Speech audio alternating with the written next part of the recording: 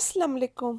काफ़ी लोगों के सवाल थे कि क्या डोनाल्ड ट्रंप जो है इन लोगों को भी डिपोर्ट कर सकते हैं जिन लोगों ने यहाँ पे असाइलम केस अप्लाई किए हुए हैं, या कि फिर जिनको वर्क परमिट जो मिल चुका है इनको भी डिपोर्ट कर सकते हैं। इसका मैंने कहा आंसर दे दूं। और एक सिस्टर का सवाल था कि जी उन लोगों का केस है तो उन लोगों को नंबर भी मिल चुके हैं, क्या यहाँ पे और भी केस काफ़ी ज़्यादा डिले होंगे?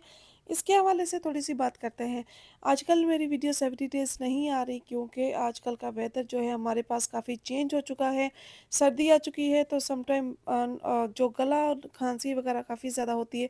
तो इस वजह से भी तो आजकल मैं एवरी डे जो वीडियो अपलोड नहीं कर पा रही हूँ। तो उसके लिए माज़रत है, लेकिन कोशिश करती हूँ कि आप लोगों को अच्छी से अच्छी इन्फॉर्मेशन देती रहूँ। और क्रिसमस एंड न्यू ईयर की जो शॉपिंगें हैं, विंडो शॉपिंगें हैं, वो चल रही हैं।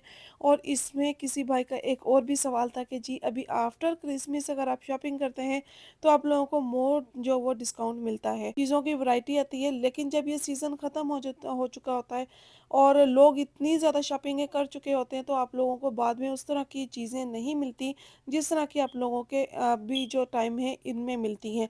लोगों ने शॉपिंग कर ली होती है तो आप लोगों के पास वो चीज़ें बचती हैं जो आप लोगों की ज़रूरत की नहीं होती। या कि फिर आप लोगों ने भी न्यू ईयर पे आप टीचरों को स्पेशली स्कूलों में गिफ्ट देने होते हैं, तो वो गिफ्ट वगैरह अभी देने हैं तो हम लोग वेट नहीं करते जी न्यू ईयर गुजर जाए उसके बाद स्कूल के टीचरों को गिफ्ट दें, तो उससे पहले पहले देने होते हैं। तो इसीलिए आजकल हम लोग शॉपिंगें करनी होती हैं, कुछ अपने लिए, कुछ फैमिली फ्रेंड के लिए, या फिर कुछ स्कूल की टीचरों वगैरह के लिए। तो थैंक्स, आपने सजेस्ट किया कि भई आफ्टर क्रिसमस के या आफ्टर न्यू ईयर के आप लोग शॉपिंग कर लें। जो जो बेस्ट टाइम हमें लगता है उस टाइम पे फिर हमें चीज़ें जो लेनी होती हैं तो वो लेनी ही होती है। फिर हम सेलों को नहीं देखते या फिर टाइम को देखा जाता है तो टाइम पे ऑन द टाइम जो टाइम हमारे पास होता है, देने का टाइम होता है, तो उसी टाइम में वो चीज़ें ली जाती हैं। थैंक्स आपके कमेंट्स का। आते हैं टॉपिक की तरफ कि क्या जो काफ़ी लोगों के सवाल थे कि ट्रंप के आने के बाद जो उन लोगों को भी डिपोर्ट कर दिया जाएगा जिन लोगों ने असाइलम फाइल किया हुआ है और उनको वर्क परमिट जो वो मिला हुआ है। उसका आंसर है जी नहीं, उन लोगों को डिपोर्ट नहीं कर सकते। उन लोगों को करना है जिन लोगों को डिपोर्ट के ऑर्डर मिले हुए हैं, और या कि फिर वो जो क्रिमिनल्स हैं उन लोगों को डिपोर्ट किया जा सकता है। हर बंदे को उठाकर जो वो डोनाल्ड ट्रंप है जो वो डिपोर्ट नहीं कर सकते। आप ये नहीं कहते, या फिर जो न्यू आने वाले हैं उन चीज़ों को अभी उसने बोला है कि मैंने इन चीज़ों को रोकना है।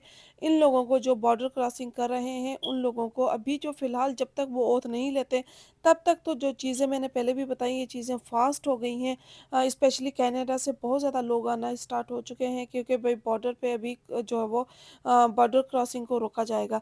तो उन लोगों को फ़िलहाल उन्होंने रोकना है। जिन लोगों के केस हैं उनके केस थोड़े पेंडिंग में जा सकते हैं, उन लोगों के केस थोड़े से डिले हो सकते हैं, लेकिन उन लोगों के केस अभी ये नहीं कह सकते कि ये इन लोग हर बंदे को वो निकाल के बाहर फेंक देंगे। तो फ़िलहाल उन्हीं लोगों को जो क्रिमिनल्स हैं या कि फिर जो डिपोर्ट के केस लग चुके हैं, ऑर्डर मिल चुके हैं, उन लोगों को वो फर्स्ट बाहर निकालेंगे। यहाँ पे बात करें विजिटर वीज़े के, भाई जी विजिटर वीज़े पे जो लोग आते हैं उनको भी रिफ्यूज़ किया जा सकता है। जो न्यू वो वीज़ा अप्लाई करेंगे उसके ऊपर, अगर वो यहाँ पर आ गए, अगर उन्होंने असाइलम फाइल कर लिया है तो उनको डिपोर्ट नहीं किया जाएगा। जिन लोगों के केस ऑलरेडी लग चुके हैं, जिन लोगों ने केस ऑलरेडी अप्लाई कर लिए हैं, या कि फिर इन बिफोर द जनवरी, अभी दिसंबर एंड जनवरी का महीना है, उनकी ओर से पहले पहले कर लेंगे तो उनको आई थिंक जो प्रॉब्लम नहीं होने वाली है। और जो अभी न्यू आने वाले हैं आएंगे और आकर जो आफ्टर द जनवरी अप्लाई करेंगे उन लोगों के लिए चीज़ प्रॉब्लम हो सकती है। बहुत ज़्यादा और भी केस है, ये नहीं कि असाइलम के केस नहीं फाइल होंगे, और भी ज़्यादा फाइल होंगे, लेकिन इन्फोर्समेंट है वो ज़्यादा हो सकती है। इस बात को कह सकते हैं कि जी अभी जो उन्होंने कहा है बॉर्डर पे सख्ती होगी, तो वो डेफिनेटली वो जो चीज़ है ज़रूर होगी। इस चीज़ के ऊपर काफ़ी ज़्यादा फोर्स भी किया हुआ है उन लोगों ने, और पहले काफ़ी ज़्यादा वीडियो में इस हवाले से भी बात कर चुकी हूँ कि बॉर्डर पे सख्ती किस तरह की जाएगी, क्या किन किन लोगों को डिपोर्ट किया जाएगा। जिन लोगों ने बस यहाँ पे अभी अप्लाई किया हुआ है उन लोगों के लिए कोई परेशानी की बात नहीं है। जस्ट इतने टाइम पे वो जो क्रिमिनल्स हैं जिन्होंने क्राइम्स किए हुए हैं उन लोगों को फर्स्ट डिपोर्ट करने का कहा गया है, वो उन लोगों को करेंगे। लेकिन जो यहाँ पे अपने सेटल डाउन है, अपना बिजनेस कर रहे हैं, उनका कोई क्रिमिनल्स नहीं है, और उन लोगों को तो वो बाहर निकाल भी नहीं सकते इजीली। अब बात करते हैं F3 कैटेगरीज के बारे में। भी काफ़ी लोग परेशान हैं कि इनके केस का क्या होगा, इसका भी कुछ नहीं कह सकते क्योंकि ये कैटेगरीज काफ़ी स्लो है। वो लेट्स सी आगे जाकर इसका भी क्या होता है।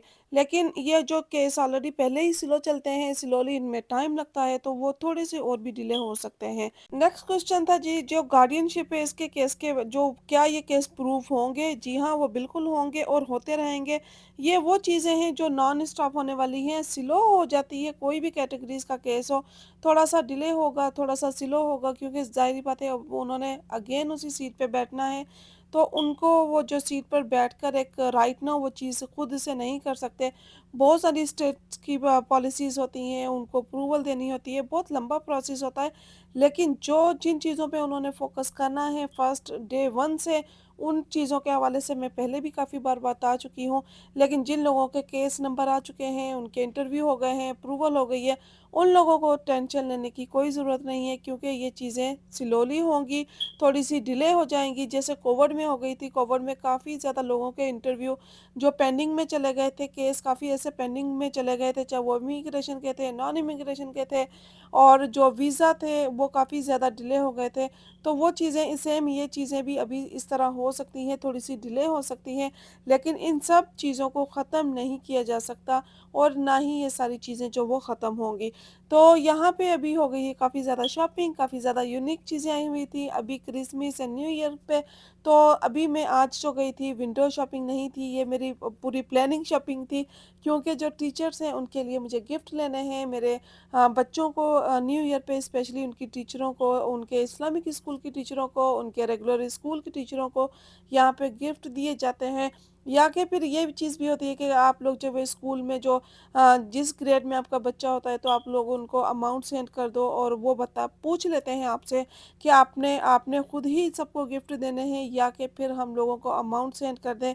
अमाउंट की लिस्ट होती है कितने कितने अमाउंट आप लोग सेंड कर दें एक बच्चे के हवाले से पर किड्स के हवाले से, तो वो मिलाकर एक टीचर को गिफ्ट देते हैं। जैसे कि हमारी भी अपनी कंट्रीज़ में इंडिया पाकिस्तान में भी ये चीज़ होती थी। हम जब सालाना जो होता था ईयर ख़त्म होता था आपका, तो टीचर्स को गिफ्ट देते थे, पूरी क्लास मिलकर देती थी।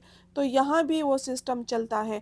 और उसके बाद सवाल था जी किसी का स्कॉलरशिप के हवाले से कि स्कॉलरशिप क्या मिल सकती है, कौन से उसके नंबर है। जी हाँ, आप लोगों की जो नंबर बताए गए हैं, यहाँ पे जो नंबर बताए हैं मैंने पहले भी बताया था कि इतने नंबर होने चाहिए। आप लोगों को 4 पॉइंट्स हैं आपके यहाँ पे, 4 पॉइंट्स काफ़ी अच्छे जो है वो पॉइंट्स हैं, 4 नंबर तक काफ़ी अच्छे पॉइंट्स होते हैं। अगर आप लोगों को न्यूयॉर्क सिटी में किसी यूनिवर्सिटी में या कॉलेज में एडमिशन लेना है तो उसके ऊपर एक पॉइंट्स होते हैं। यहाँ पे जो है वो यूनिवर्सिटी है या कॉलेज है, तो उसके जो वो 3 पॉइंट्स जो हैं वो 3.5 के ऊपर आप लोगों को स्कॉलरशिप मिलती है। स्कॉलरशिप में वो भी आप लोगों को सपोर्ट करते हैं, आप कुछ आप लोगों ने देना होता है और जिन लोगों की इनकम लो होती है, उन लोगों को भी स्कॉलरशिप मिलती है, गवर्नमेंट भी सपोर्ट करती है, स्कॉलरशिप भी मिल जाती है। लेकिन यहाँ पे मेन पॉइंट्स होता है कि आप लोगों को जो पॉइंट्स होते हैं वो कितने हैं, 3.5 से अप जो होंगे या कि फिर ऑल डिफरेंट जो हो यूनिवर्सिटी या कॉलेज होंगे उनकी अलग-अलग रिक्वायरमेंट्स होती हैं, लेकिन कम से कम 3.5 से अप आप लोगों के होने चाहिए, फिर आप लोगों को स्कॉलरशिप जो वो मिलती है। होपफुली आप लोगों को मेरा ये ब्लॉग भी पसंद आया होगा। वीडियो पसंद आए तो प्लीज़ लाइक शेयर सब्सक्राइब और बेल आइकन को ऑन करना मत भूला करें ताकि आने वाली ऑल इन्फॉर्मेटिव वीडियोस आप लोगों को मिलती रहें और आप इसी तरह लाइव अमेरिका को एंजॉय करते रहो। मिलते हैं नेक्स्ट वीडियो में नेक्स्ट टॉपिक के साथ। दुआ में याद रखिएगा। तब तक के लिए अल्लाह हाफिज़।